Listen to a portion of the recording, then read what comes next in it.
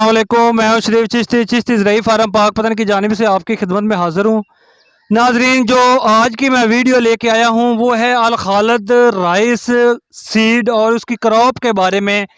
बहुत से लोग इसके बारे में बहुत सी गलतियां कर जाते हैं, जिनका ताना ये होता है कि ये वैरायटी ठीक नहीं है, इसको आप ना लगाएं। कद बहुत ज़्यादा कर जाती है, टीलरिंग बहुत ज़्यादा कर जाती है, गिर जाती है, इसको बीमारियां पड़ जाती हैं, ये है वो है फलां है। तो नाजरीन, ये वैरायटी ख़राब नहीं है, ये वैरायटी जो है इसका रिज़ल्ट बहुत अच्छा है अल्हम्दुलिल्लाह। पिछली दफ़ा भी हमने चिश्ती ज़रई फार्म पे इसकी काश्त की थी और इस दफ़ा भी हम इसकी काश्त कर रहे हैं।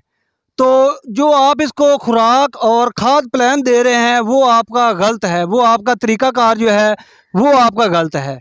वो नाजरीन क्या तरीक़ाकार है, आइए मैं आपको इस वीडियो में आपको बताता हूँ कि इसकी खुराक क्या है, इसका खाद प्लान क्या है और इसका दौरानिया क्या है, इसकी लाभ जो है वो कब लगानी चाहिए।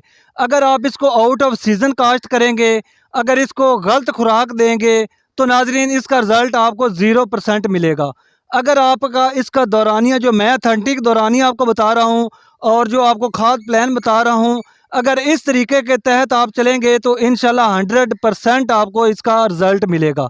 सबसे पहले नाजरीन ये बात करते हैं, इसका थोड़ा सा मैं आपको तारुफ कराता चला जाऊँ कि ये वैरायटी कौन से वर्जन में आ जाती है, कौन सी रो में आ जाती है। ये तकरीबन कनात के रो में आ जाती है, जो 11-21 चल रही थी कनात, ये उसका एडवांस वर्जन है। ये खालिद साहब ने कुछ इसमें मेटाबॉलिज्म डाल के बीज को अपग्रेड किया और दुनिया का लंबा तरीन चावल ये अल खालिद कहलाया और इसकी मार्केट में बहुत ज़्यादा डिमांड है। बिरौने मुल्क भी इसकी बहुत ज़्यादा डिमांड है और कनात से इसका रेट भी अबव होता है। तो नाजरीन, इसका जो दौरानिया है वो तकरीबन 110 दिन का है। तो इसकी जो लाभ है और इसकी जो पनीरी है वो आप 25 जून के बाद इसकी पनीरी काश्त करें और 25 जुलाई के बाद इसकी लाभ लगाएं और गंदम की बुवाई से तकरीबन 5 दिन पहले ये आपकी फसल कट जाएगी। सबसे कामयाब वैरायटी ये उन खेतों में है जिनकी ज़मीन जो कलराठी है, पक्के वट की है, पानी नहीं पीती, बिल्कुल बेकार और बंजर ज़मीन है। यहाँ पे ये बिल्कुल फसल कामयाब फसल है। जिन लोगों की ज़मीन में मैरा है, बुरबरी है, ज़्यादा गज़ाइयत वाली है, आलू वाली है, मकई वाली है, वहाँ पे हरगज़ इसकी आप काश्त ना करें, ये आपके बस में नहीं रहेगी। इसकी जो तकरीबन हाइट है वो 5.5 फीट तक चली जाएगी। तो नाजरीन, इन दो बातों का आपका ख्याल रखना है कि कौन सी ज़मीन में इसको काश्त करना है और कब काश्त करना है। और दूसरा आ जाता है इसका खुराक और खाद प्लान। इसको सिर्फ आपने पौनी बोरी यूरिया डालनी है, सिर्फ 40 किलोग्राम आपने वक्फे वक्फे से इसको यूरिया डालनी है। इसको ज़्यादा यूरिया आपने बिल्कुल नहीं डालनी और अमीनो एसिड के स्प्रे NPK ज़्यादा नहीं करने आपने। तो नाजरीन, इसके नीचे आप DAP एक डालें। ज़मीन की तैयारी के वक्त आपने इसकी DAP जो है वो अप्लाई करनी है, साथ ऑर्गेनिक मैटर, साथ सल्फ़र का इस्तेमाल कर रहे हैं और उसके बाद कद्दू करके इसकी लाभ लगा दें। जब फसल आपकी 10 दिन की हो जाए तो आपने 10 किलो यूरिया, एक बैग आपने जिंक का वो अप्लाई करना है फसल में और उसके बाद जब 12 से 13 दिन की हो जाए फिर आपने दानेदार जहर जो है उसको अप्लाई करना है और 15 से 16 दिन की हो जाए क्लोरोपेरिफास को आपने, उससे पौधा इसका सख्त होगा, ज़्यादा इसको बढ़ने नहीं देगा, बढ़ोतरी नहीं करने देगा। अगर ये बढ़ोतरी करती चली गई फिर आपके बस में ये नहीं रहेगी। इसलिए आपको बहुत मोहतात रहना पड़ेगा इस फसल के बारे में। जो भाई मुझसे सीड परचेज़ कर रहे हैं, अगर इन बातों पे वो अमल पैरा हुए तो ये आपको अच्छा रिज़ल्ट देगी।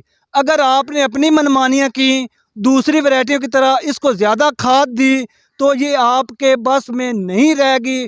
फिर आप स्ट्रेस के लिए ऊपर से स्प्रे करेंगे और नीचे से यूरिया डालेंगे, 2 गुना ज़्यादा खर्चे करेंगे, फिर भी ये आपके बस में नहीं रहेगी।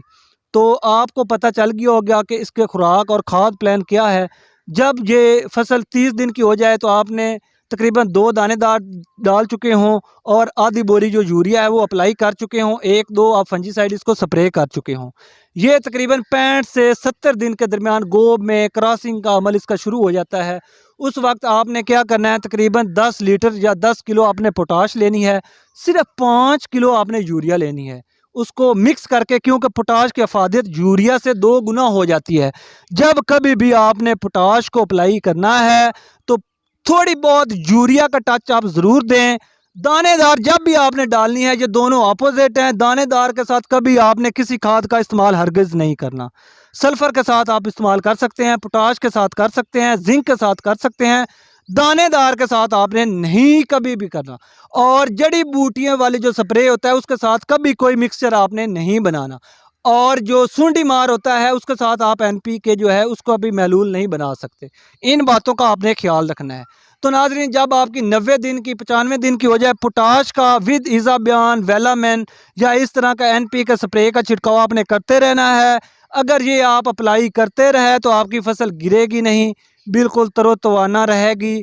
और जब आपकी फसल 105-10 दिन की होगी, पकने को तैयार हो जाएगी, तब आप इसकी कटाई जो है वो करवा सकते हैं। इसका एक फ़ायदा ये है कि जो इसके पराली होती है, जो इसका भूसा होता है, वो भी 30-35 हज़ार में सेल हो जाती है। इसकी पराली पता है इतनी हाइट होती है उसकी, इतनी, तो वो डंगरों वाले, भट्ठों वाले बड़े शौक से ले जाते हैं। 35-40 हज़ार की आपकी पराली हो जाएगी। 60 मानी इसकी औसत पैदावार है। 6,000 रुपया इसका रेट है। खुद इमेजिन करें, 3, 3.5-4 लाख का 1 एकड़ है अल खालिद का। अगर आप सीड बना के रख लें तो आज 300, 400, 500 रुपये फ़ी किलो सेल हो रहा है। तो ये सब टेक्निकल बातें हैं। अगर आप इनको अप्लाई करेंगे, इन पे पूरा उतरेंगे तो आपको अच्छा रिजल्ट मिलेगा। तो नाजरीन, लोगों की बहुत ख्वाहिश थी, शिद्दत से बार बार मुझे मैसेज आ रहे थे कि अल खालिद के बारे में हमें बताएं। तो इंशाल्लाह इस वीडियो को देखने के बाद आपको किसी से ज़रा भी पूछने की ज़रूरत नहीं पड़ेगी।